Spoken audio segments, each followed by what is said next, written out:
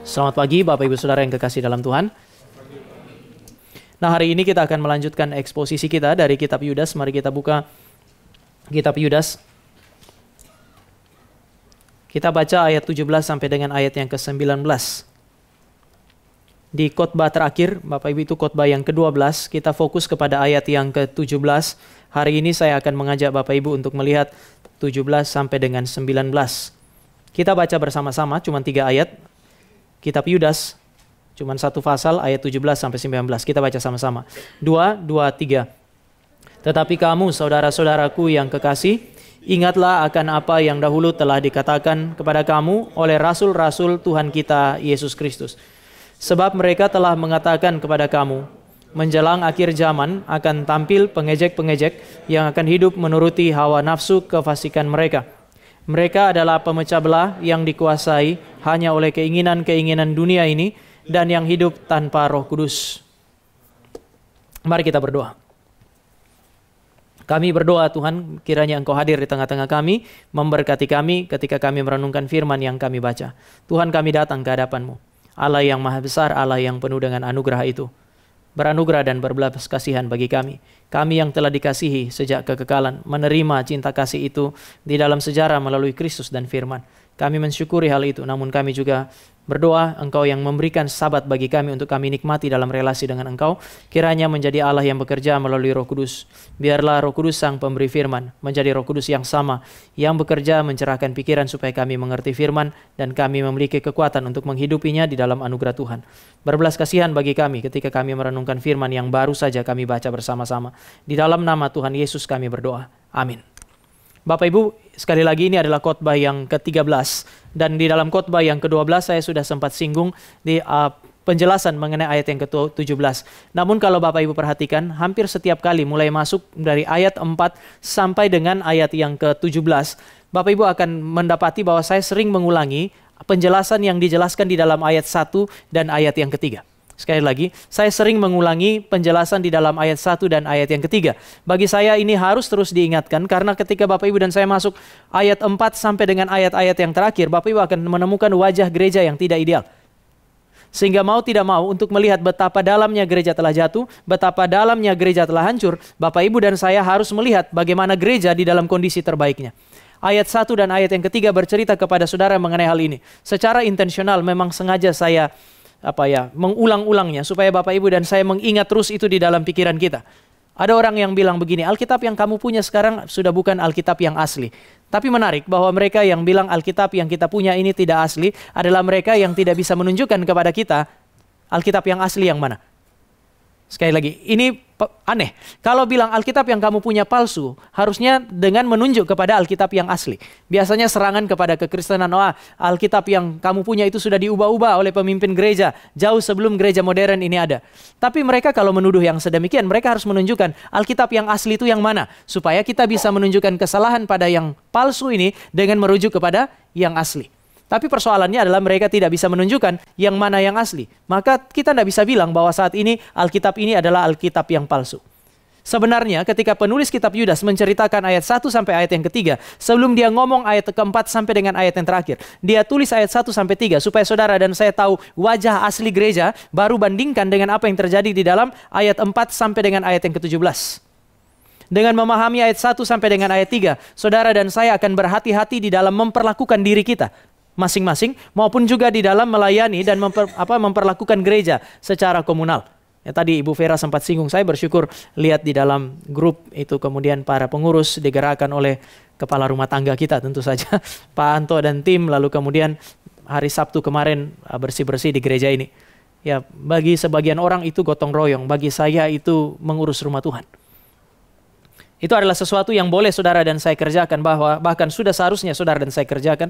Kalau saudara dan saya memahami gereja secara personal, gereja secara komunal, tempat gereja komunal itu kemudian berjumpa, mengekspresikan cinta kasih Allah satu dengan yang lain, itu adalah sesuatu yang memang juga harus diperhatikan. Dan bersyukur kalau Gereja Cikarang melakukan hal itu. Saya mau ingatkan sekali lagi apa yang dicatat di dalam ayat pertama sebelum nanti kita lihat ayat 17 sampai dengan ayat 19. Ada 3 kata yang digunakan sangat penting di situ. Gereja adalah orang-orang yang dikasihi oleh Allah dan mereka dikasihi sejak kekekalan. Kita Anda dan saya adalah orang-orang yang dikasihi oleh Allah sejak kekekalan. Dia pakai kata dikasihi. Dan kalau kita bandingkan dengan Efesus, kasih itu sudah diekspresikan oleh Allah sejak kekekalan melalui pemilihan. Lagu yang kita nyanyikan di dalam ayat yang ketiga itu. Allah telah memilih saudara dan saya sejak kekekalan. Ini adalah jaminan bagi kita. Ini adalah cara saudara dan saya menilai diri kita. Allah saya adalah Allah yang telah mengasihi saja sejak kekekalan. Sejak kekekalan mengandung dua pengertian ini. Pertama, kasih tanpa syarat. Kalau dia mengasihi kita sejak kekekalan, berarti dia sudah tahu kita sejak kekekalan. Sejak kekekalan pula dia tahu bahwa saudara dan saya adalah orang-orang yang akan terus memberontak dan melawan dia, tetapi dia tidak berhenti mengasihi Bapak, Ibu, dan saya. Ini kasih tanpa syarat. Ada orang yang digambarkan sebagai orang yang menikahi seorang perempuan tanpa mengenal perempuan itu. Bahkan perempuan itu ditutupi wajahnya dengan cadar. Sehingga ketika setelah dia menikah, pada siang hari ketika dia sudah mengenal sang perempuan itu, dia membuka cadar itu dan dia mengenal perempuan itu, hari itu juga dia menceraikan sang perempuan karena dia sama sekali tidak mengenal siapa perempuan yang dia nikahi. Tapi saudara dan saya akan menemukan bahwa sang mempelai laki-laki di dalam gereja tidak akan pernah meninggalkan mempelai perempuannya, karena sejak awal dia sudah tahu siapa saudara dan saya. Tapi yang kedua, kasih kekal berarti kasih yang tidak pernah tidak ada. Tidak ada kondisi di mana Allah tidak pernah mengasihi Bapak, Ibu, dan saya. Bahkan ketika Bapak, Ibu, dan saya masih hidup di dalam dosa, di dalam pemberontakan aktif terhadap Dia. Dia mengasihi Bapak, Ibu, dan saya. Dia memberikan Kristus sebagai saudara dan saya. Karena Dia mengasihi saudara dan saya sejak di dalam kekekalan. Tidak ada masa di mana Allah ini berhenti mengasihi saudara dan saya. Di dalam kemakmuran, Allah mengasihi Bapak, Ibu, dan saya. Di dalam kelimpahan, itu adalah ekspresi cinta kasih Tuhan. Tetapi jika satu saat Tuhan mengizinkan saudara dan saya menderita, mengalami pergumulan, saudara dan saya mesti ingat bahwa kasih ini adalah kasih yang kekal. Tidak ada waktu di mana Dia tidak mengasihi kita. Tetapi Dia bukan hanya mengasihi di dalam kekekalan. Di dalam sejarah Dia mengekspresikan kasih itu. Yudas menggunakan kata kedua. Di dalam sejarah, Allah yang mengasihi di dalam kekekalan adalah Allah yang memanggil saudara dan saya melalui Kristus dan firman-Nya. Sekali lagi, Allah yang mengasihi adalah Allah yang memanggil. Saya pernah menjelaskan di tempat ini. Dipanggil berarti kita diajak untuk mendekat. Siapa Bapak, Ibu, dan saya? Sehingga Bapak, Ibu, dan saya layak untuk mendekat kepada Allah yang besar dan Allah yang suci. Hari ini Bapak, Ibu, dan saya bisa lihat bahwa Allah kita adalah Allah yang sangat mengasihi kita, sehingga Dia menyediakan satu hari yang kita butuhkan, bukan yang Dia butuhkan. Dia Allah yang kekal, Dia nggak butuh hari, Dia nggak butuh waktu, Dia nggak butuh ruang. Tetapi Dia memberikan kepada saudara dan saya ruang dan waktu. Ruang yang mungkin tadi saya keluhkan, sempit untuk kita. Waktu yang mungkin menyesakkan bagi saudara dan saya di tengah-tengah segala kesibukan. Tetapi Dia menyediakan itu bagi Bapak, Ibu, dan saya, supaya kita bisa beribadah, mendekat kepada Dia. Mari kita tanya. Siapa Bapak, Ibu, dan saya? Sehingga kita boleh datang mendekat kepada Allah yang besar dan Allah yang suci. Siapa kita ini? Pendeta David Tong satu waktu dia bagi satu video. Itu dimulai dari ada satu manusia berdiri di depan pintu sebuah gedung. Dan kemudian waktu dimulai dari kayak video itu di zoom in ke dia. Sehingga kemudian kelihatan begitu besar. Tapi lama-kelamaan video itu makin jauh. Naik ke angkasa. Makin tidak kelihatanlah orang itu. Masuk kepada galaksi yang tertinggi dan kemudian bumi ini terlihat hanya sebagai satu titik saja. Kalau bumi yang begini besar itu terlihat hanya sebagai satu titik. Siapa Bapak, Ibu, dan saya pribadi lepas pribadi, satu komunitas yang ada di dalam ruangan ini. Tetapi titik yang terkecil di dalam alam semesta ini tidak lolos dari pandangan Allah. Dia mengasihi Bapak, Ibu, dan saya, dan Dia tidak salah mencari. Dia tidak salah tempat ketika Dia mengutus Yesus Kristus untuk mencari Bapak, Ibu, dan saya. Membawa pulang kita ke rumahnya, lalu kemudian memberikan firman untuk membawa kita makin hari makin dekat kepada Dia. Siapa saudara dan saya? Tapi Allah mengasihi saudara dan saya, Dia panggil kita untuk mendekat. Kesempatan ibadah seperti ini haruslah menjadi kesempatan yang Bapak, Ibu, dan saya syukuri. Karena ini adalah jawaban daripada pertanyaan ini. Siapa engkau dan saya sehingga engkau dan saya layak untuk menghampiri Allah yang besar dan Allah yang suci? Jawabannya sederhana. Kita adalah umat yang dikasihi oleh Allah. Yang ketiga, Dia bukan hanya panggil kita dekat. Setelah kita dekat, kita orang berdosa yang cenderung menjauh. Dia akan pelihara kita. Maka Yudas bilang orang-orang yang dipelihara untuk Yesus Kristus. Tapi yang saya mau garis bawahi hari ini adalah semuanya pasif. Dikasihi oleh Allah Bapa, dipanggil di dalam Kristus dan firman, dan dipelihara untuk Yesus Kristus. Semua pasif. Bapak, Ibu, dan saya digambarkan sebagai orang-orang yang kalau diberikan kesempatan untuk menjadi aktif, kita akan aktif untuk melawan Allah ini. Tetapi Allah ini kemudian di tengah-tengah perlawanan saudara dan saya kepada Dia, begitu aktif untuk mengasihi kita, memanggil kita, dan kemudian memelihara kita. Siapa saudara dan saya sekali lagi yang bisa menikmati apa yang disebut sebagai berkat sorgawi yang telah disediakan Allah bagi kita? Efesus pasal 1 ayat yang ketiga. Kalau Allah tidak melakukan semua ini. Gereja adalah entitas yang sangat berharga. Kalau hari ini saudara dan saya bergumul lalu mempertanyakan, Tuhan di manakah Engkau? Bapak Ibu dan saya sementara mengajukan pertanyaan yang sangat terlambat. Mungkin kita tidak lihat Dia. Tetapi Dia lihat saudara dan saya secara presisi, dan Dia tidak pernah terlambat karena Dia sudah mengasihi saudara dan saya sebelum saudara dan saya tahu cepat dan lambat. Sebelum saudara dan saya mengerti mengenai waktu, sebelum saudara dan saya membedakan mengenai menyenangkan atau menderita, Dia sudah mengasihi saudara dan saya. Sebelum saudara dan saya lahir, sebagai orang-orang yang berdosa, lahir dalam pemberontakan kepada Allah dan hidup terus-menerus dalam pemberontakan kepada Allah. 2000 tahun yang lalu Dia telah memberi Kristus bagi saudara dan saya. Pertanyaan ini adalah sebuah pertanyaan yang sangat terlambat. Tetapi pun pertanyaan yang terlambat dan kadang-kadang mengesalkan bagi manusia ini tidak mengesalkan Tuhan, sehingga Dia akan pelihara saudara dan saya. Berhati-hatilah di dalam memperlakukan diri kita masing-masing, di dalam memberi penilaian terhadap diri kita masing-masing. Karena saudara dan saya adalah gereja yang ditebus dengan cinta kasih Allah yang sangat besar, maka Dia memberikan Kristus bagi kita. Tapi juga berhati-hatilah di dalam memandang, memperlakukan rekan saudara yang ada di kiri kanan saudara, di depan dan di belakang saudara, karena mereka adalah umat tebusan Tuhan yang ditebus dengan darah yang mahal. Berhati-hatilah ketika saudara ada di dalam sebuah gereja, mungkin gereja secara institusional, itu seringkali gereja lokal, seringkali dianggap sebagai sesuatu yang paling tidak berharga. Tapi saya mau ingatkan sekali lagi, kata gereja lebih banyak digunakan untuk gereja lokal. Persekutuan seperti yang saudara dan saya lakukan hari ini bukan sebuah persekutuan yang hanya lewat begitu saja, tetapi ini persekutuan yang diinisiasi oleh Allah di dalam Kristus yang mati dan bangkit bagi saudara dan saya. Dan Dia bekerja melalui Roh Kudus untuk menarik saudara dan saya menikmati persekutuan seperti hari ini. Tetapi di dalam persekutuan-persekutuan ini, Allah menyatakan bahwa gereja itu mulia dengan mengutus Roh Kudus untuk menganugerahkan iman kepada mereka. Istilah iman di dalam ayat yang ketiga adalah iman yang objektif. Kamu telah menerima iman yang diberikan oleh para rasul. Iman yang objektif. Sesuatu yang subjektif tidak pernah bisa ditransfer. Misalnya kalau bicara mengenai iman subjektif, saya percaya kok Yesus adalah Tuhan dan Juru Selamat. Saya seorang pendeta, menginjili dan memberitakan Kristus sebagai Tuhan dan Juru Selamat. Tetapi yang saya imani, yang saya percayai secara subjektif ini, tidak bisa saya wariskan kepada anak saya. Saya hanya bisa menjelaskan, Papa percaya Yesus sebagai Tuhan dan Juru Selamat. Saya tidak bisa memastikan bahwa dia memiliki itu. Ini sesuatu yang bersifat subjektif.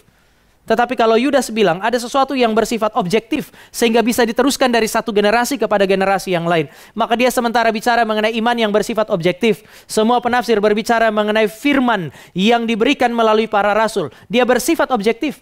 Tuhan mengasihi kita, Dia tidak hanya memberi Kristus, tetapi Dia memberikan firman kepada saudara dan saya. Oleh sebab itu ada tanggung jawab gereja untuk apa? Untuk mempelajari firman, untuk menghidupi firman. Biasanya ini terus yang kita ingat. Karena Tuhan Yesus bilang barang siapa yang mendengar firman dan melakukannya, dia seperti membangun rumah di atas batu. Sehingga orang Kristen seringkali berfokus kepada dua hal ini. Pertama, mempelajari firman. Yang kedua, menghidupi firman. Yang seringkali mereka abaikan adalah perintah Yudas di dalam ayat yang ketiga. Kamu harus berjuang untuk mempertahankan firman. Ada panggilan bagi gereja untuk melakukan tugas yang ketiga, yaitu mempertahankan firman. Kalau Bapak Ibu lihat di dalam ayat yang ketiga, bagian B. Aku merasa terdorong untuk menulis ini kepada kamu dan menasihati kamu, supaya kamu tetap berjuang untuk mempertahankan iman yang objektif. Ini yang saya sebut sebagai firman. Kamu harus berjuang untuk mempertahankannya.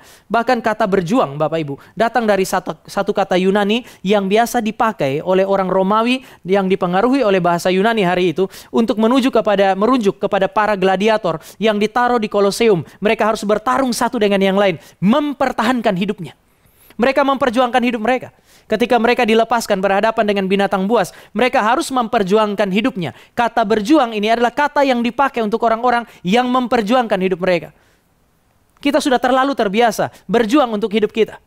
Ketika saudara kerja, orang tanya mau kemana? Biasa jawaban sederhana itu sambil bercanda, mau cari hidup, mencari sesuap nasi. Kita berjuang untuk hidup kita. Setiap hari kita melakukan itu. Hari ini kemudian Yudas itu memberikan Bapak, Ibu, dan saya satu perspektif yang lain. Ada hal yang lain yang perlu diperjuangkan untuk dipertahankan, yaitu firman. Firman ini berkaitan dengan hidup matinya manusia. Pertanyaannya sekarang adalah, mengapa dia begitu berharga sehingga harus diwariskan? Mengapa dia begitu berharga sehingga dia harus dipertahankan?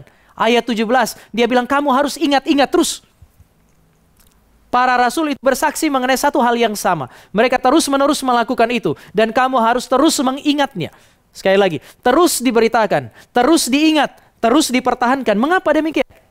Kalau saya mau ajak saudara untuk lihat dari perspektif Matius itu. Matius pasal yang ke-16. Karena firman adalah kunci sekaligus kekuatan untuk menyelamatkan manusia. Paulus bilang Injil adalah kekuatan Allah yang menyelamatkan. Tuhan Yesus bilang, aku akan mendirikan gerejaku. Lalu kepada gereja ini diberikan kunci. Kunci yang melaluinya apa yang terikat di bumi ini akan terikat di sorga. Apa yang dilepaskan di bumi ini akan dilepas di sorga. Pertanyaannya, kunci apa itu? Jawabannya sederhana, firman. Firman yang diberikan oleh Allah adalah kunci yang dipercayakan kepada gereja. Bahkan dengan kunci ini, gereja berkuasa untuk membuka gerbang maut itu, menarik keluar para tawanan dari dalamnya. Maka apa yang dilepaskan di bumi ini akan terlepas di sorga. Melalui apa? Melalui firman. Namun firman itu berbicara tentang Kristus, sang fondasi gereja. Bapak Ibu kalau lihat di dalam Matius pasal 16, Tuhan Yesus bilang, engkau adalah Petros. Di atas batu karang ini, Petra, aku akan mendirikan gerejaku. Istilah Petros, maskulin itu, bisa berarti kerikil yang kecil. Kondisi yang tidak stabil. Tapi kemudian dia bilang, engkau adalah Petrus, di atas batu karang ini, di atas Petra ini, aku akan mendirikan gerejaku. Maka orang sering bertanya, siapa yang dimaksud atau apa yang dimaksud dengan Petra, batu karang yang di atasnya Kristus akan mendirikan gerejanya. Kalau saudara tanya orang Katolik, mereka akan merujuk kepada Petrus. Ada permainan kata di situ dari kata Petros menuju kepada Petra. Tetapi Bapak Ibu dan saya akan mendapati Tuhan Yesus menggunakan dua kata yang berbeda. Kepada Petrus, Yesus pakai kata Petros. Tetapi kepada batu karang yang di atasnya gereja berdiri, Yesus pakai kata Petra. Bapak Ibu masih ingat waktu ulang tahun gereja, waktu saya khotbah mengenai Ebenezer. Eben berarti kata batu, Ezer berarti penolong. Orang Israel sering melihat kepada batu atau gunung batu perlindungan mereka. Dan gunung batu itu adalah Allah. Ketika dikatakan di atas batu karang ini, di atas karang ini, aku akan mendirikan gerejaku, dia tidak sementara berbicara mengenai Petrus. Bahaya sekali kalau Yesus mendirikan gereja di atas Petrus yang tidak stabil itu. Orang yang baru mengakui Yesus, engkau adalah Mesias anak Allah yang hidup, dapat anugerah. Tuhan Yesus bilang, itu nggak berasal dari manusia, pengakuan macam itu. Pengakuan macam itu berasal dari Allah. Tapi segera setelah Yesus ngomong itu, nggak sampai 2 ayat kemudian Tuhan Yesus bilang apa? Enyahlah engkau iblis. Kalau seandainya gereja didirikan di atas pribadi yang sedemikian, Bapak Ibu dan saya nggak punya fondasi sama sekali. Tetapi pertanyaannya siapa atau apa batu yang menjadi fondasi bagi gereja yang terus-menerus diberitakan di dalam gereja? Kristus. Sekali lagi, batu karang yang di atasnya gereja berdiri adalah Kristus. Di mana Petrus itu mengakuinya, engkau adalah Mesias, anak Allah yang hidup. Di atas Kristus, Mesias anak Allah yang hidup inilah Allah mendirikan gerejanya. Dan ini batu karang yang sejati. Di dalam 1 Korintus pasal 10 itu Paulus bercerita kira-kira demikian. Selama Israel itu berjalan, mereka didampingi oleh satu batu yang terus-menerus memancarkan air bagi mereka. Setelah Musa pukul batu itu, keluar air dari situ. Orang Israel punya dahaga itu kemudian dihapuskan oleh Tuhan, dan sepanjang mereka berjalan sampai tepi sungai Yordan, kata Paulus, batu itu terus menemani mereka supaya mereka punya hidup terpelihara dengan baik. Dan kemudian Paulus bilang batu itu adalah Kristus. Yesus Kristus sendiri bilang, mengumpamakan dirinya sebagai batu yang dibuang oleh tukang bangunan, namun kemudian dikatakan itu adalah batu penjuru, batu yang sangat solid, batu yang begitu kuat, dan gereja didirikan di atasnya. Yesus inilah yang akan terus-menerus diberitakan di dalam Injil yang sejati. Ketika dikatakan, kamu baca lagi Injil, kamu dengar lagi Injil, kamu pelajari itu, kamu hidupi itu, dan kamu kemudian mempertahankan itu. Kenapa? Karena isi atau inti daripada Injil adalah Yesus Kristus. Bapak Ibu, Kristus adalah cara yang dipakai oleh Allah untuk memperbaiki kita, bukan hanya sekedar menyelamatkan kita. Sekali lagi, Kristus adalah cara yang Allah berikan bagi dunia, bagi umatnya. Bukan hanya sekedar untuk menyelamatkan mereka, tetapi untuk memelihara mereka. Tadi kan dikatakan mereka itu dikasihi, mereka dipanggil di dalam Kristus. Tapi kalau mereka mau dipelihara, mereka juga harus dipelihara di dalam Kristus. Teks fotum yang dibacakan oleh Pak Franky tadi, kalimat Tuhan Yesus kira-kira begini. Setiap orang yang siap untuk membajak, tetapi menoleh ke belakang, tidak layak untuk kerajaan Allah. Saudara, Kristus harus diberikan sebagai yang paling indah, yang paling mulia, supaya saudara dan saya enggan menoleh ke belakang. Sejak pertama kali saudara dan saya menikmati keselamatan di dalam Kristus, akan ada banyak sekali godaan untuk memanggil saudara dan saya melihat ke belakang. Ini tidak berarti bahwa saudara dan saya tidak boleh melihat ke belakang, ke dalam sejarah. Bukan. Ini masalah apa yang paling berharga di dalam hati Bapak, Ibu, dan saya. Contoh paling sederhana adalah istri Lot. Allah sudah bilang, kalau kamu saya kasih keluar dari kota ini, jangan memandang ke belakang. Tapi sulit kan ya? Karena mereka keluar tidak bawa apa-apa. Segala sesuatu yang mereka perjuangkan seumur hidup di kota Sodom itu tertinggal di sana. Tapi Tuhan bilang, jangan kamu lihat ke belakang, kamu cukup lihat ke depan, kepada masa depan yang aku berikan. Itu hidup. Jangan lihat ke belakang. Dan perempuan itu ketika ditarik oleh malaikat itu dan sudah lolos, kelihatannya hatinya masih tertarik dengan apa yang ada di belakang. Lalu kemudian dia lihat ke belakang. Dan pada saat itulah dia menjadi tiang garam. Kematian dialami oleh dia. Saudara, ini bukan masalah melihat ke depan atau melihat ke belakang. Tetapi di mana hati saudara dan saya berpaut. Oleh karena pada saat dia sudah diselamatkan oleh Tuhan, dia masih mengingat apa yang ada di belakangnya dia. Seolah-olah itu adalah yang paling berharga, maka dia mengabaikan perintah Tuhan untuk tidak menoleh. Dan akibatnya adalah dia mengalami apa yang disebut sebagai kematian. Padahal hidup jelas-jelas ditawarkan oleh Allah di depannya dia. Apa yang paling berharga bagi saudara dan saya? Ketika saudara dan saya sudah diselamatkan, kadang-kadang kita bisa menyesali pertobatan kita. Tahu begini, gak usah bertobat. Dulu sebelum bertobat, hidup saya baik-baik saja. Dulu sebelum menikmati persekutuan dengan Kristus, segala sesuatu berjalan dengan baik. Tetapi justru setelah menjadi Kristen, ada begitu banyak pergumulan, ada begitu banyak kesulitan. Sehingga tidak sedikit orang Kristen yang kemudian seolah-olah menyesali apa yang telah Tuhan kerjakan sebagai anugerah hidup di dalam dirinya dia. Ini kan persoalan ini. Makanya Tuhan Yesus bilang, siapa yang menoleh ke belakang itu tidak layak untuk kerajaan Allah. Dan memang ada masa-masa saudara dan saya merasa ikut Tuhan justru nggak mudah. Orang nggak ikut Tuhan, kalau saudara lihat di dalam ayat 18 dan 19, mereka bisa melakukan apapun yang mereka mau. Tetapi ketika saudara dan saya menjadi Kristen, justru saudara dan saya tidak bisa melakukan apa yang kita inginkan. Keinginan-keinginan yang terlihat menarik yang ditawarkan oleh dunia ini, itulah yang tidak bisa saudara dan saya hidupi. Ayat yang ke-18 dan ayat yang ke-19. Kita menjadi sangat terbatas. Sehingga kadang-kadang kita lupa untuk mensyukuri hidup yang telah Allah berikan bagi saudara dan saya di dalam Kristus. Kenapa? Injil itu harus berpusat kepada Kristus. Supaya jemaat melihat dan memandang kepada Kristus yang mulia. Lalu kemudian kalau dia sudah sadar ini yang paling mulia, dia enggan untuk melihat ke belakang dan berjalan mundur. Maka mau tidak mau, Injil seperti ini harus dipertahankan. Mau tidak mau, Injil seperti inilah yang harus terus-menerus disuarakan di dalam gereja. Ayat 17 dikatakan, rasul-rasul itu terus-menerus berbicara kepada kamu. Mereka mewariskannya kepada kamu. Kenapa? Karena Injil yang sejati akan menawan hati saudara dan saya, bukan dengan yang lain, tetapi dengan Kristus. Kami melayani di Depok dan pernah ada satu yang datang, lalu ada jemaat datang, lalu kemudian bilang begini, kenapa sih kok Kristus terus-terus? Mau eksposisi, mau tematis. Pada akhirnya mesti ngomong mengenai Kristus. Bapak Ibu, saya kira kalau Bapak Ibu di GRI Cikarang juga, kalau kita secara tematis bahas, berarti katakanlah dalam 1 bulan ada 4 pertemuan. Bapak Ibu pasti akan menemukan minimal 1 pertemuan, kami akan bicara tentang Kristus. Tematis kan itu mengandaikan itu berkesinambungan. Tapi tidak mungkin ada satu titik, tidak mungkin ada satu tema di dalam kehidupan saudara dan saya yang bisa dilepaskan dari Kristus. Itu sesuatu yang tidak mungkin. Injil yang sejati yang disuarakan di dalam gereja selalu harus menawarkan Kristus. Sehingga waktu tanya, Pak, kenapa harus Kristus terus? Saya tanya, bosankah? Kami hanya melakukan apa yang seharusnya. Paulus melakukan apa yang seharusnya. Meskipun dia tahu pada saat yang sama. Memang kalau kita sering dengar banyak perspektif tentang Yesus Kristus, lama-kelamaan bosan juga kan ya? Bapak Ibu diam, Bapak Ibu enggak ya? Enggak bosan. Paulus tahu kok ancaman ini. Maka dia bilang Injil yang kami beritakan adalah batu sandungan bagi Yahudi. Injil yang kami beritakan adalah kebodohan bagi Yunani.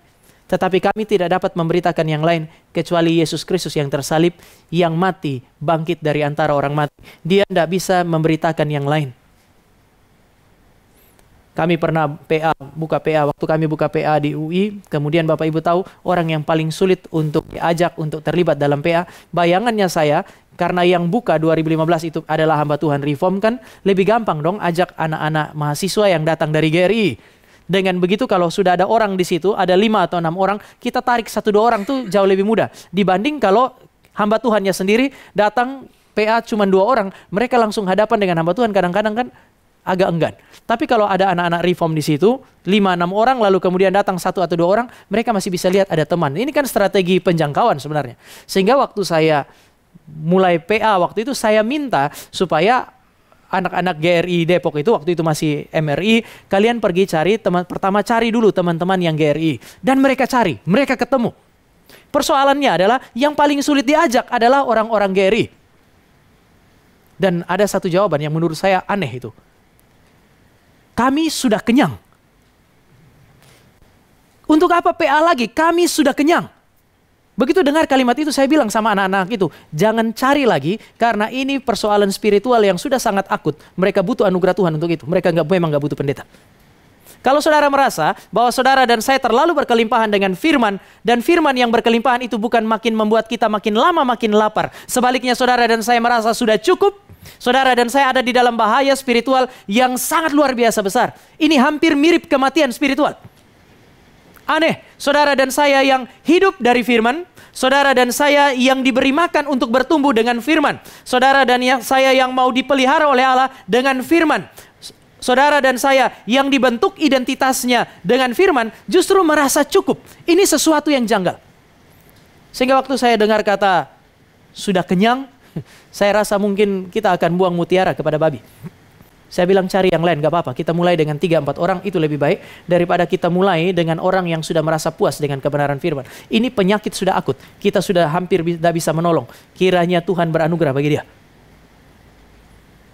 Tapi apa yang bikin bosan? Karena kalau saudara dan saya dengar Injil yang sejati, telinga saudara akan sekali lagi dengar mengenai Kristus, Kristus, dan Kristus. Persoalannya kan gak ada jalan keluar yang lain. Yang saudara dan saya harus dengar cuman Kristus. Kita boleh bicara mengenai uang, Bapak Ibu. Tetapi pada akhirnya ketika ngomong mengenai uang, Tuhan Yesus juga bilang, pilih aku atau mamon. Saudara mau ngomong apa lagi? Saudara boleh cari semua tema, dan seluruh tema yang ada di dalam Alkitab pasti akan dikaitkan dengan Kristus. Karena Kristus bilang, setelah aku mati dan bangkit, segala sesuatu yang ada di sorga maupun di bumi, yang kelihatan maupun yang tidak kelihatan, semuanya sudah ada di tanganku. Sehingga tidak ada di dalam dunia ini hal apapun yang bisa dibicarakan di luar daripada kekuasaan Kristus ini. Seluruh percakapan Injil adalah percakapan mengenai Kristus yang adalah kepala gereja, yang menjadi fondasi bagi gereja. Sehingga kalau satu saat Bapak Ibu dengar 2 bulan, 3 bulan datang di GRI, lalu kemudian datang GRI Cikarang, gereja ini Bapak Ibu cinta sekalipun, namun kalau sudah 2 bulan, 3 bulan tidak pernah dengar tentang Kristus, mungkin itu waktu terbaik bagi Bapak Ibu untuk pikirkan atestasi. Sekali lagi, kalau selama 3 bulan Anda tidak pernah dengar satu kali pun Kristus diberitakan dari mimbar ini, itu mungkin sudah waktu yang tepat bagi saudara untuk pikir pindah gereja. Gereja yang baik akan meninggikan Kristus di atas mimbarnya. Seorang hamba Tuhan yang baik, dia tidak dipanggil untuk menceritakan yang lain kepada jemaat, tetapi menceritakan Kristus supaya jemaat itu tahu apa yang paling berharga. Lalu ketika dia dealing dengan apapun, dia menikmati hal yang paling berharga itu dan dia tidak melepaskannya. Firman bercerita mengenai Kristus sebagai fondasi yang paling kuat. Melaluinya Allah menawan hati saudara dan saya, dan dia memelihara keselamatan kita. Tapi mari saudara dan saya juga ingat, kenapa Yudas bilang firman itu diwariskan oleh para rasul. Ketika kamu bergumul, ingat baik-baik apa yang mereka katakan, yaitu firman. Karena gereja memang lahir dari firman. Yakobus pasal 1 ayat 18. Yang kedua, kalau saudara dan saya mau bertumbuh, Allah kasih makan pakai firman, supaya saudara dan saya bertumbuh, makin lama makin serupa dengan Sang Kristus yang diperkenalkan oleh Injil. Kalau Allah mau memelihara keselamatan Bapak Ibu dan saya, dia pelihara pakai firman yang menceritakan mengenai keindahan Kristus. Kalau dia mau bentuk identitas kita, dia pakai firman untuk membentuk identitas. Bapak Ibu, yang namanya identitas adalah inti yang membedakan dari yang lain. Ada istilah identitas kultural, cultural identity. Kalau Bapak Ibu dan saya, Bapak Ibu pergi ke daerah Sumatera misalnya, Bapak Ibu akan menemukan bahwa secara umum ada karakteristik yang sama antara orang di Sumatera mungkin dengan orang di Indonesia Timur. Ada hal-hal yang sama di situ. Ini bukan identitas kultural. Identitas kultural adalah hal yang di tengah-tengah seluruh kesamaan itu Bapak Ibu perhatikan dengan baik, lalu Bapak Ibu akan bilang, oh ini beda. Yang membedakan orang di Nusa Tenggara Timur dengan orang di Sumatera itu yang ini. Nah, kata ini itu menentukan identitas. Identitas adalah keunikan yang membedakan satu kelompok dari kelompok yang lain. Saudara dan saya adalah orang Kristen. Identitas kita mesti jelas. Untuk membentuk identitas sebagai orang Kristen, tidak ada cara yang lain kecuali firman yang menjadi sistem nilai yang mengarahkan kehidupan Bapak Ibu dan saya. Tanpa itu, saudara dan saya punya hidup akan persis sama dengan dunia ini. Untuk membedakan hidup kita dari dunia, Allah mesti kasih firman sebagai sistem nilai. Lalu bagaimana saudara dan saya bisa melihat ini sebagai sesuatu yang tidak penting? Bagaimana saudara dan saya tidak menjadikan ini sebagai poros daripada seluruh ibadah kita?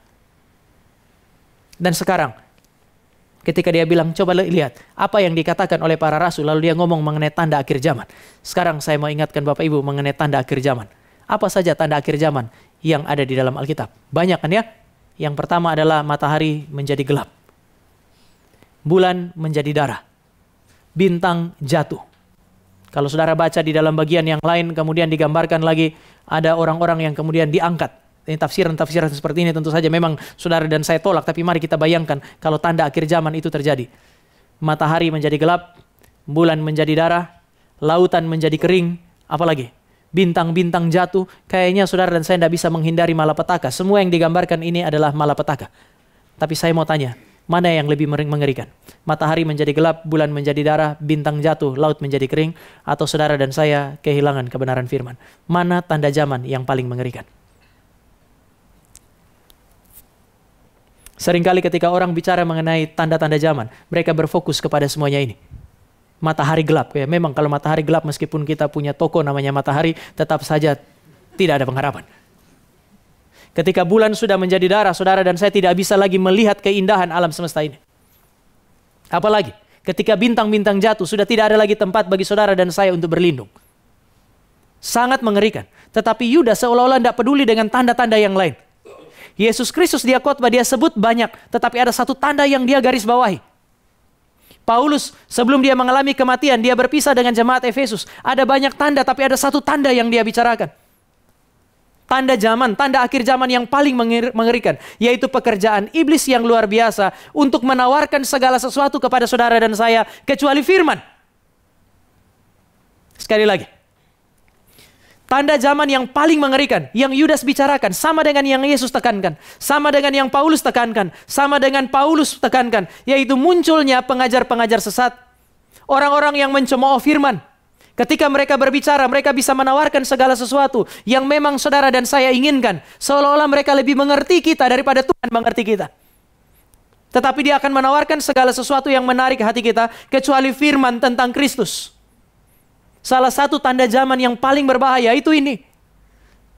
Yohanes di dalam kitab Wahyu, ketika dia mulai bahas Wahyu pasal 12 sampai 13, dia memberi indikasi tanda yang paling mengerikan adalah munculnya binatang yang serupa dengan anak domba, tapi suaranya suara naga. Dia memutarbalikkan kebenaran firman, membuat gereja tidak peduli dengan firman. Hari ini Bapak Ibu dan saya akan mendapati ada banyak sekali orang Kristen berbicara kepada firman, tapi mereka tidak berbicara tentang firman, tapi mereka tidak berbicara tentang Kristus. Mereka berbicara mengenai apa yang Allah berikan dan Allah tawarkan di dalam kehidupan mereka, namun mereka tidak berbicara mengenai apa yang ditawarkan oleh Allah di dalam firman, yaitu Yesus Kristus. Ini adalah cara terbaik yang dipakai oleh iblis untuk menghancurkan gereja dari dalam. Makanya Yudas bilang, mereka sudah tulis, satu saat nanti akan muncul nabi palsu. Akan terjadi pengajaran yang sesat. Di dalam gereja yang muncul adalah para pengejek. Maksudnya orang-orang yang tidak peduli dengan firman. Bukan sekedar tidak paham. Bapak Ibu, ketika Bapak Ibu lihat itu, Bapak Ibu ingat kata-kata Tuhan Yesus, ingat kata-kata Yudas, bahwa saudara dan saya hidup di akhir zaman. Ada yang bilang akhir zaman tuh makin lama makin jahat. Ada satu ciri ini, orang tidak peduli lagi dengan firman. Beberapa waktu yang lalu, pemuda Cikarang ini baik ya, pemuda Cikarang ini direkam nanti pemuda Depok dengar tersinggung pula ya. Tapi gini, pemuda Cikarang kalau kita bikin acara, mereka diskusinya tuh firmannya apa, berapa sesi. Saya pikir baik ya. Kami seperti punya dua anak yang karakteristiknya beda. Ini akan ada outing, lalu kemudian mereka hanya mau taruh firman satu sesi. Itu pun sesi pembukaan. Lalu kemudian sesi penutup itu closing statement. Lalu kemudian ada hamba Tuhan datang diskusi sama saya bilang enggak, meskipun outing, kamu mesti ajar pemuda supaya mereka tidak menganggap firman ini hanya sebagai suplemen. Mereka harus tahu ini adalah hal yang paling utama. Entah mau outing, entah mau persekutuan, saya tidak peduli dengan sesi. Kamu mau bikin 10 sesi, saya jabanin semua. Tapi kamu harus ada proporsi yang cukup proporsional antara firman dengan seluruh kegiatan yang lain. Boleh bermain nggak? Kamu boleh bermain apa saja dan saya akan ikut. Tetapi saya mau ada keseimbangan antara firman dengan seluruh kegiatan yang lain. Lalu ada satu jawaban yang bikin saya marah. Tapi anak-anak muda sekarang, Pak, gimana? Saya tahu apa maksudnya. Anak muda sekarang adalah anak-anak muda yang tidak bisa dengar firman Tuhan 45 menit. Bapak Ibu, ini pelecehan, dan kalau Anda adalah anak muda, jangan mau dilecehkan. Kalau ada yang ngomong, langsung bilang aja, saya lapor kamu polisi karena kamu lecehkan saya. Laporin aja. Itu pelecehan luar biasa. Mahasiswa sekarang, kalau dia mau cepat selesai, dia akan ambil 1 hari 3 mata kuliah. Dan jarang ada 1 mata kuliah yang ditawarkan itu cuma 1 SKS. Biasanya 1 mata kuliah itu 2 SKS. Berarti 2 kali 45 atau 2 kali 50 menit, bergantung universitas. Jadi dia akan melewati hampir 2 jam di dalam 1 pelajaran. Kalau dia ambil 3 mata kuliah, berarti dia hampir 6 jam 1 hari bergumul dengan pelajarannya dia. Dan tidak ada masalah dengan itu. Dia bisa mengerti kenapa firman Tuhan 45 menit jadi masalah. Lalu kemudian saya bilang, jangan datang lagi pakai alasan yang ini, karena pasti saya marah. Lalu waktu kami diskusi, mereka akhirnya meeting, ajak hamba Tuhan. Saya lihat ini sebentar lagi semua sesi firman. Saya bilang begini, saya juga bukan yang ekstrim begitu. Nanti kan saya juga yang khotbah dari awal sampai akhir. Capek juga. Jadi begini, maksud saya itu keseimbangan porsinya. Yang saya khawatirkan adalah mereka sudah bosan dengan itu. Mereka menganggap ini sudah tidak lagi penting untuk zamannya. Bapak Ibu, zaman boleh berubah. Tetapi yang ditawarkan oleh Alkitab selalu sama, firman. Yang saya khawatirkan sekali lagi adalah Bapak Ibu dan saya dihancurkan dari dalam dengan apa yang disebut sebagai ketidakpedulian terhadap firman. Justru karena kita berkelimpahan. Orang kalau datang ke Reform pertama kali dia ditawan hatinya oleh gereja Reform itu biasa gara-gara firman kan ya. Biasanya begitu. Gak gara-gara persekutuan. Biasanya ditawan di Reform itu gara-gara dengar firman, lalu dia rasa, wah ini firman berkelimpahan. Kalau kita persekutuan kan kurang sekali. Meskipun sekarang ini unik, tetapi tetap saja, saudara dan saya harus akui, dalam konteks GRI, kita nih mirip kulkas. Dingin. Bapak Ibu nggak tahu kulkas, ya sudah lah. Tapi kira-kira begitu. Sehingga kalau orang datang ke GRI, jarang mereka ditawan oleh persekutuan kita yang hangat. Biasanya mereka akan bilang, oh firman Tuhan baik, kami menikmati kelimpahan. Tunggu setelah 10 tahun di gereja yang sama. Baru kemudian dia akan mulai rasa, kayaknya kami butuh yang lain. Di persekutuan, salah satu persekutuan yang sama juga saya dengan Vikaris Grace layani, ada satu orang yang bilang begini. Dan itu waktu itu, saya hampir bilang, saya bersyukur Anda nggak jadi pengurus. Dia bilang, sekarang saya sudah enggak, saya dulu pertama kali di gereja Reform ini, firman Tuhan tuh sangat-sangat memberkati, sehingga sekarang saya rasa kayaknya sudah nggak terlalu perlu banyak bergumul dengan firman. Yang kita butuhkan nih persekutuan. Yang kita butuhkan nih persekutuan. Firman itu sudah nggak jadi merupakan inti lagi. Dalam hati saya mau ngomong, cuman saya kasihan juga. Sehingga saya hanya dalam hati, untung Vikaris Grace nggak pilih kamu jadi pengurus. Kalau sempat Vikaris Grace pilih jadi pengurus hari itu, dan dia ngomong kali itu, malah hari itu, siang itu saya akan bilang, sebaiknya Anda jangan jadi pengurus. Ini sesuatu yang janggal. Ini tanda kekeringan spiritual. Ini tanda kehampaan secara spiritual. Dan persoalannya memang kekeringan spiritual membuat saudara dan saya tidak sadar bahwa kita kekeringan. Kalau kita mengalami kekeringan secara lahiriah, biasanya kita dengan cepat sadar kita butuh air. Tetapi secara spiritual, makin kering, saudara dan saya akan makin rasa tidak butuh. Ini persoalannya. Dan yang saya takutkan sekali lagi adalah, iblis mungkin tidak memberikan pengajaran yang sesat. Tetapi dia membangkitkan ketidakpedulian terhadap kebenaran firman. Di tengah-tengah kelimpahan firman. Ini bahaya yang sangat besar.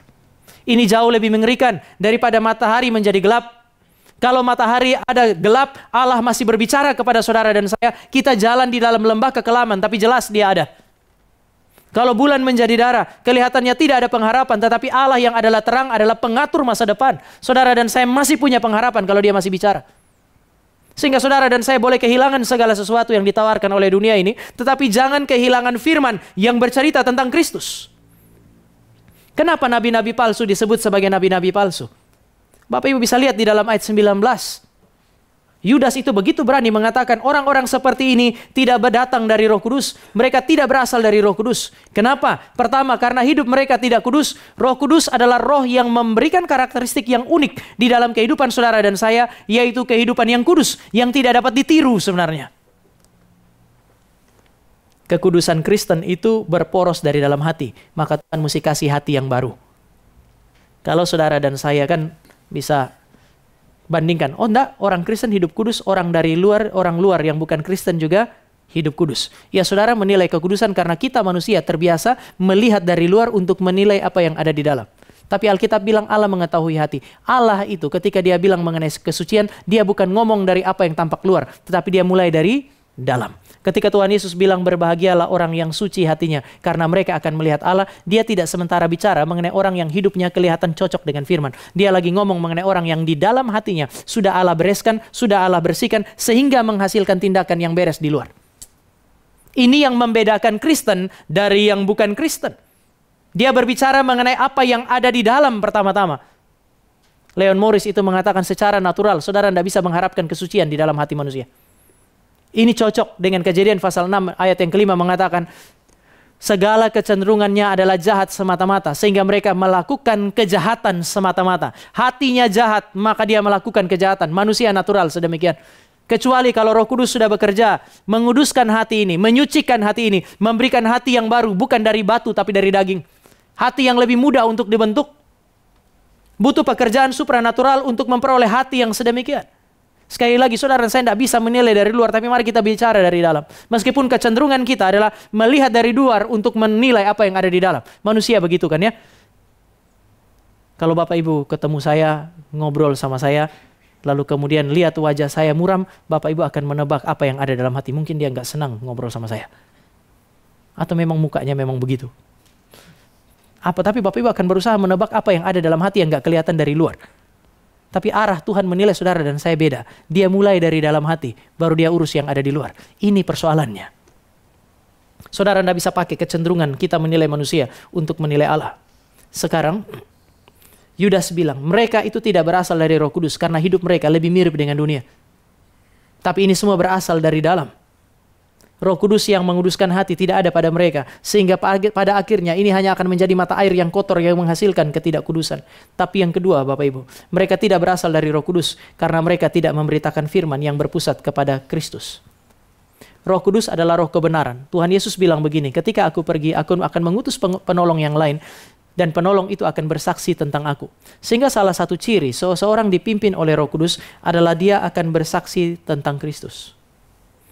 Tanpa kehadiran Roh Kudus, saudara dan saya akan menemukan apa yang disebut sebagai kebutaan. Even itu ada di dalam gereja. Dan saya mau ajak saudara untuk melihat sedikit mengenai kebutaan secara spiritual. Ini bahaya. Mereka adalah pemimpin yang buta, lalu kemudian disuruh untuk memimpin jemaat. Mereka akan menggenapi apa yang Tuhan Yesus katakan, orang buta menuntun orang buta, dan sama-sama akan masuk jurang. Nah sekarang, mari saudara dan saya lihat sedikit dalam Ibrani pasal yang ketiga ayat 12. Betapa bahayanya kebutaan secara spiritual.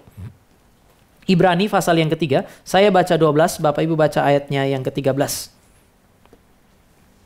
Ibrani pasal yang ke-3, ayat yang ke-12 dan ayat yang ke-13. Saya baca ayat 12 bagi Bapak Ibu.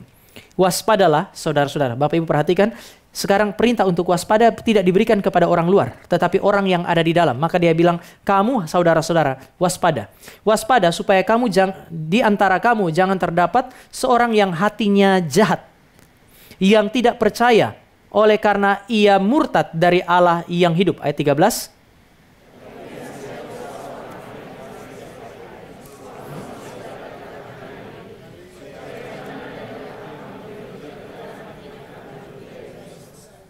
Bapak Ibu perhatikan beberapa kata di situ. Waspada terhadap diri kamu, kalian orang Kristen. Supaya apa? Supaya pertama ada 4 yang penting di situ. Supaya jangan terdapat seorang yang hatinya jahat. Jangan sampai hatimu jadi jahat. Yang kedua, tahap yang kedua setelah jahat itu adalah menjadi orang yang tidak percaya. Masih di dalam ayat 12. Lalu kemudian menjadi orang yang murtad. Ini tingkatan yang ketiga. Dan yang keempat, menjadi tegar hati atau menjadi keras hati oleh karena tipu daya dosa. Bapak Ibu, seringkali ketika kita ngomong mengenai kebutaan secara spiritual, kita akan bilang orang buta secara spiritual adalah orang yang tidak tahu kebenaran.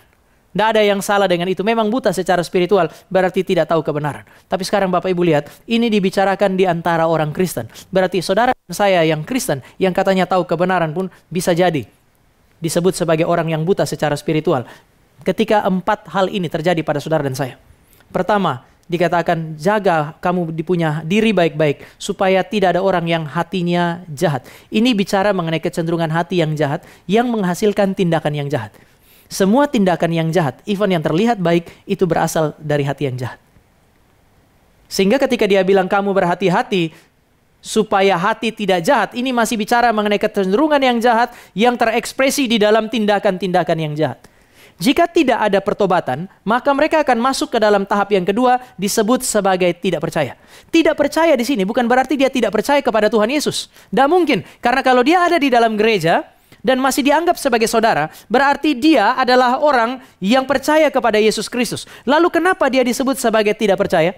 Karena dia memiliki 2 ciri ini. Pertama, dia bukan ketika dia sudah melakukan kejahatan, dia tidak hanya tidak mengakui dosa, tetapi membenarkan diri, mencari alasan untuk membenarkan dosanya. Hati jahat bikin dosa. Jika ini tidak bertobat, maka akan sampai pada satu titik. Mereka tidak lagi peka untuk mengakui dosa, dan pada akhirnya sampai pada titik yang lain, yaitu membenarkan diri, mencari argumentasi untuk membenarkan diri meskipun dia hidup di dalam dosa. Ini disebut sebagai ketidakpercayaan. Satu sisi saudara dan saya percaya bahwa firman Allah adalah firman Allah. Itu adalah kebenaran. Tapi ketika firman Allah datang dan menegur saudara dan saya, kita bukannya mengaku dosa, tapi kita membenarkan diri. Ini juga disebut sebagai ketidakpercayaan. Itu berarti saudara dan saya merasa rasio kita ada di atas kebenaran firman. Maka penulis Ibrani menyebut ini sebagai ketidakpercayaan. Masalahnya adalah Ravi Zacharias almarhum. Itu dia bilang di dalam dunia ini, saudara bisa selalu cari 1000 profesor untuk membela satu dosa. Alasan untuk membenarkan dosa itu biasanya jauh lebih banyak daripada alasan untuk mengaku dosa, bahwa dosa itu sesuatu yang jahat di hadapan Tuhan. Tetapi jika saudara dan saya terus membenarkan diri dan bukan mengakui dosa, saudara dan saya akan sampai pada tahap yang ketiga. Dia sebut sebagai murtad. Seorang penafsir mengatakan istilah murtad di sini bukan berarti sekali lagi saudara dan saya menyangkali Yesus pindah agama. Tidak, masih ada di dalam gereja. Kita punya mulut bilang kita percaya Tuhan Yesus. Tapi pada saat yang sama kita merasa firman sekarang sudah tidak relevan bagi saya. Firman itu tidak relevan bagi saya. Firman itu tidak cocok untuk saya. Kita hidup di dalam dosa, tetapi anehnya firman itu tidak relevan untuk kita. Bapak Ibu, ketika Bapak Ibu datang dan beribadah, harus ada satu mentalitas yang terus kita latih, yaitu harus terus kita latih, yaitu saya datang supaya Tuhan urus saya dengan firman. Tadi pagi saya bilang di ibadah yang pertama, ya memang ada kecenderungan ini kan ya. Ketika kita dengar ibadah satu, kemudian firman Tuhan bagus sekali, kita akan, aduh bagus ya, coba kalau si A itu ada cocok untuk dia. Saya berdoa supaya dia datang di ibadah yang kedua. Tahu-tahu orang itu datang di ibadah yang kedua, pendetanya khotbahnya lain dengan ibadah satu. Dan saudara akan bilang, aduh sudah berdoa, pendeta kenapa ganti khotbah ya? Harusnya khotbah yang sama itu cocok untuk dia. Sampai di titik ini, saudara dan saya disebut sebagai murtad. Karena aneh, saudara merasa firman Tuhan itu relevan bagi orang lain kecuali bagi kita. Artinya firman Tuhan itu sudah bukan untuk kita. Lalu kalau firman Tuhan sudah bukan untuk kita, untuk siapa? Lalu apa yang harus diberikan kepada Bapak Ibu dan saya? Dan itu menjadi relevan. Kita bisa diskusi mengenai apa itu relevan nanti. Tetapi kalau Bapak Ibu dan saya merasa bahwa firman itu selalu tidak relevan ketika dia menegur dosa Bapak Ibu dan saya, maka makin lama saudara dan saya akan makin terhilang. Kita itu tidak akan makin jauh, tidak disebut makin jauh dari Tuhan kalau sama sekali tidak ada teguran. Sehingga Bapak Ibu dan saya akan menemukan bahwa ini kondisi yang makin lama tuh makin jahat. Lalu kemudian kondisi yang keempat disebut sebagai keras hati. Keras hati berarti sudah tidak sensitif lagi. Kita melakukan dosa dengan ringan hati. Kita rasa itu sesuatu yang biasa. Seluruh dunia melakukan itu, saya melakukannya juga nggak apa-apa. Memang cara orang menjalankan pekerjaannya dia ya begini. Di dalam kantor ini begini. Semua orang yang ada di dalam pekerjaan yang sama dengan saya melakukan hal yang sama. Lalu kemudian saudara dan saya membenarkan diri kita dan membiarkan semua berjalan seperti apa adanya. Sehingga akhirnya saudara dan saya menjadi tidak sensitif. Inilah yang disebut sebagai kebutaan. Kita mesti sedikit berhati-hati karena kebutaan secara spiritual itu mengancam semua orang. Bukan hanya mengancam orang yang tidak percaya. Tapi sekarang Bapak Ibu, obat yang diberikan itu apa sih? Di dalam Ibrani, dia bilang begini ayat 13. Supaya semua itu tidak terjadi, maka ada perintah ini. Nasihatilah seorang akan yang lain setiap hari. Saling menasihati satu dengan yang lain setiap hari. Tetapi kemudian pertanyaannya sekarang Bapak Ibu adalah, kalau menasihati satu dengan yang lain, nasihati pakai apa? 2 Timotius 3 ayat 16 bilang apa? Segala tulisan itu diilhamkan oleh Allah, bermanfaat untuk mengajar, menyatakan kesalahan, memperbaiki kelakuan, dan seterusnya. Maka perintah saling menasihati tidak bisa dilepaskan dari firman. Ketika firman itu, nasihat kita bertentangan dengan firman, maka Ayub pakai istilah ini, penghibur sialan. Saudara dan saya harus menjadi penghibur yang benar. Sayangnya kadang-kadang memang orang Kristen tidak begitu suka ketika orang datang menghibur saudara dan saya dengan firman dan kelihatannya itu tidak terlalu cocok dengan hati kita. Tapi hari ini saudara dan saya melihat bahwa orang-orang yang disebut sebagai orang-orang yang buta, orang-orang yang disebut sebagai orang-orang yang di dalam ayat yang ke-18 itu disebut sebagai pengejek-pengejek adalah orang-orang yang sama sekali tidak menghargai kebenaran firman. Mereka buta. Orang-orang seperti ini itu disebut sebagai nabi palsu karena yang mereka hasilkan bukan hanya pekerjaan yang tidak datang dari Roh Kudus, tetapi mereka memecah belah. Memecah belah berarti mereka mengacaukan jemaat dengan ajaran mereka. Memecah belah berarti mereka membuat jemaat itu kehilangan fondasi yang solid, yaitu Kristus, karena mereka mengajarkan Injil yang lain. Mereka adalah pemecah belah karena mereka memisahkan orang-orang yang disebut sebagai gereja daripada Kristus sang kebenaran. Itu sebabnya mereka disebut sebagai pemecah belah. Tapi Bapak Ibu, saya mau ingatkan Bapak Ibu bahwa sebenarnya kalau kita ngomong penyesat mungkin dalam konteks kita nggak ada. Tapi Bapak Ibu dan saya mesti berhati-hati kalau kebutaan secara spiritual itu ada di tempat yang disebut sebagai gereja, maka pemecah belah ini, kalau didefinisikan bukan hanya sebagai orang yang memecah belah jemaat, tetapi orang-orang yang membuat jemaat kehilangan fondasi yang solid, yaitu kebenaran tentang Kristus, yang memisahkan orang-orang yang disebut sebagai gereja daripada berpegang kepada kebenaran, memisahkan jemaat dari Allah, maka ini bahkan bisa terjadi dalam rumah tangga Bapak Ibu dan saya. Apa yang saudara tawarkan sebagai nasihat kepada anak-anak saudara? Apa yang saudara tawarkan sebagai berita di tengah-tengah penderitaan dan kesulitan bagi sahabat kita, teman kita? Tuhan Yesus pernah bilang, kalau ada satu orang yang menyesatkan anak-anak ini, lebih baik batu kilangan diikatkan kepada lehernya lalu kemudian dilemparkan ke laut. Apa yang saudara dan saya tawarkan? Apakah yang kita tawarkan adalah fondasi yang solid bagi kehidupan generasi yang akan datang? Atau saudara dan saya sementara menawarkan sesuatu yang justru membuat mereka tidak mengenal fondasi yang solid bagi kehidupan mereka? Guru-guru sekolah minggu, tugas Anda terlalu berat. Sementara Bapak Ibu dan saya yang hari ini mempercayakan anak-anak kita kepada guru-guru sekolah minggu untuk dilayani. Saudara setiap hari, setiap kali berdoa untuk anak, jangan lupa berdoa untuk guru sekolah minggu. Karena mereka tidak boleh melakukan kesalahan. Supaya mereka menyediakan fondasi yang solid bagi anak-anak kita. Kenapa gereja perlu berdoa, perlu bersekutu? Ya karena kita mendoakan banyak hal. Semuanya berkaitan dengan kita.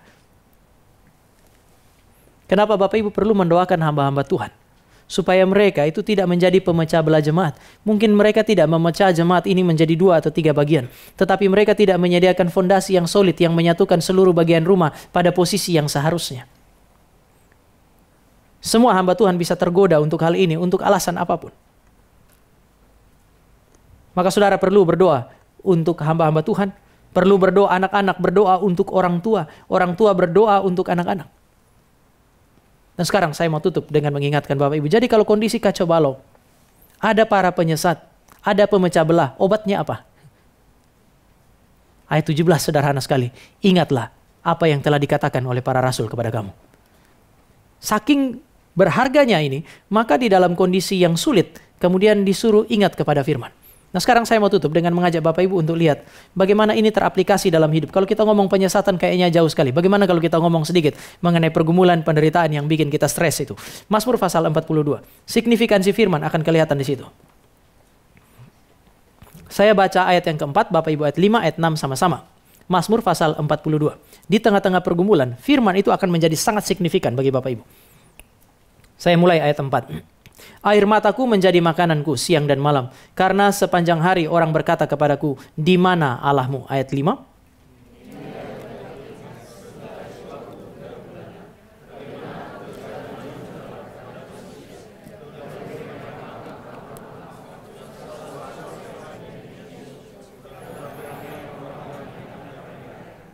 Sama-sama.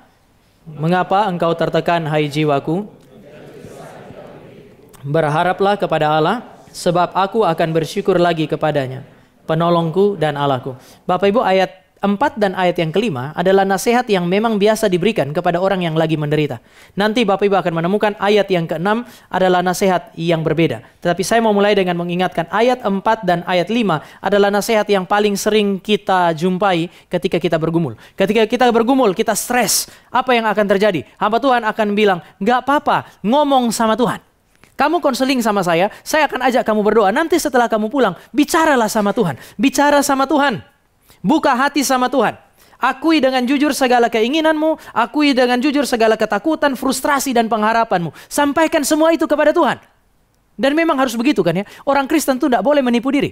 Orang Kristen adalah orang-orang yang dengan jujur mengakui kondisinya di hadapan Tuhan. Itulah Bapak, Ibu, dan saya. Kalau memang lagi menderita, bilang, Tuhan, saya menderita. Ketika saudara ditanya oleh saudara yang lain, bagaimana keadaan kamu? Gak usah bilang lagi baik-baik saja. Apa kabarmu? Luar biasa. Siapa luar biasa? Tuhan luar biasa. Lah kita tanya kabar Anda. Kalau lagi nggak baik-baik saja, bilang aja lagi nggak baik-baik saja. Kemudian sharing sebentar, berdoa. Memang juga kadang-kadang jadi persoalan ketika kita sharing, habis kita sharing seluruh bumi tahu pergumulan kita. Sehingga kita mesti sedikit hati-hati. Maka betul yang dilakukan oleh pemazmur itu. Dia bilang, aku punya air mata siang dan malam. Bahkan kalau pakai bahasa lain, ada juga yang mazmur yang bilang, air mataku membasahi seluruh tempat tidurku. Itu kan bahasa hiperbola untuk mengatakan bahwa dia sudah terlalu menderita. Dia mencurahkan isi hati di hadapan Tuhan. Gak ada yang salah dengan itu.